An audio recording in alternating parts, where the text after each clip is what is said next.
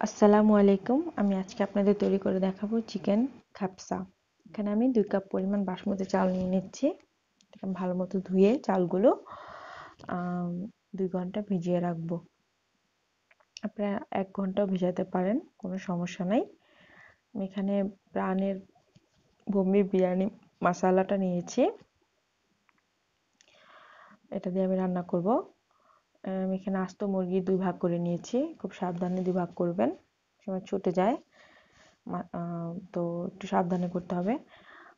এখানে আমি 3 পদের বাদাম নিয়েছি আর কিশমিশ নিয়েছি, টমেটো পেস্ট নিয়েছি, পেঁয়াজ কুচি নিয়েছি, বিরিয়ানি মশলা নিয়েছি, লবণ নিয়েছি, জিঞ্জার গার্লিক পেস্ট নিয়েছি, মানে আদা রসুন বাটা নিয়েছি, লেবুর খোসা কুচি নিয়েছি, ঘি নিয়েছি, বাটার নিয়েছি।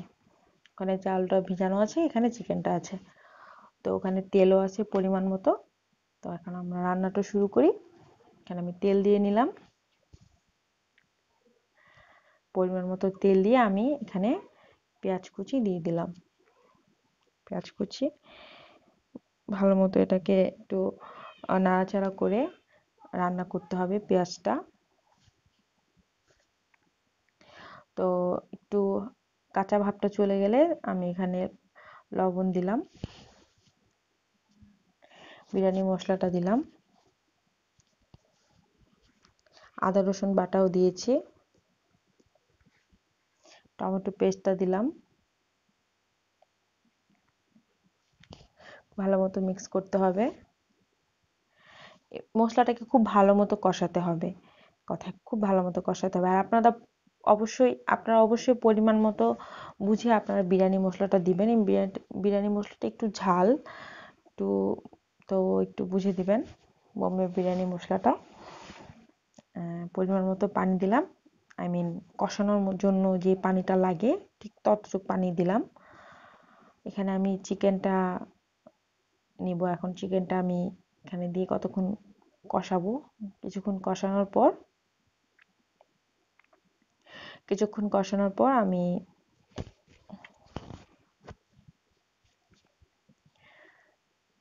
একটু নেড়ে চেড়ে দিব, উলট পালট করে কষাতে হবে। তারপর আমি এটার মধ্যে পানি মিক্স করব।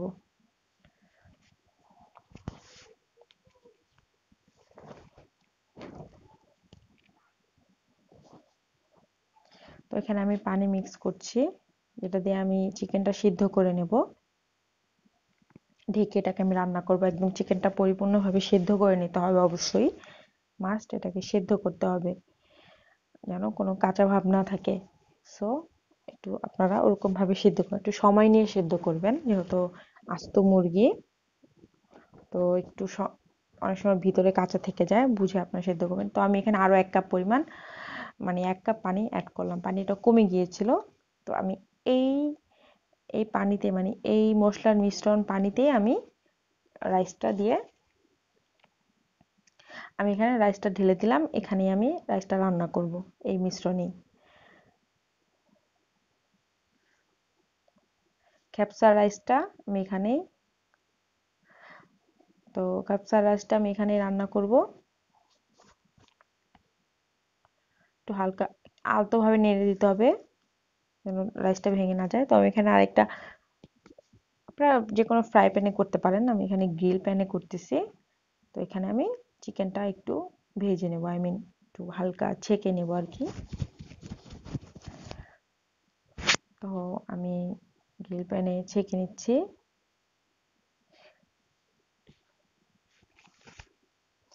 এটা এপিট ওপিট করে ছেঁকা হলে, তো আমার রাইসটা হয়ে গেছে।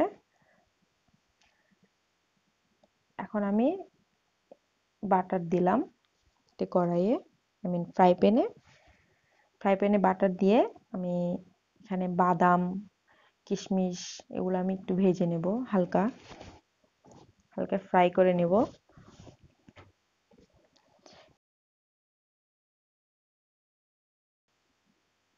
ভালো লাগে তাহলে অবশ্যই সাবস্ক্রাইব করবেন, আমার পাশে থাকবেন, অবশ্যই লাইক করবেন। আল্লাহ হাফেজ।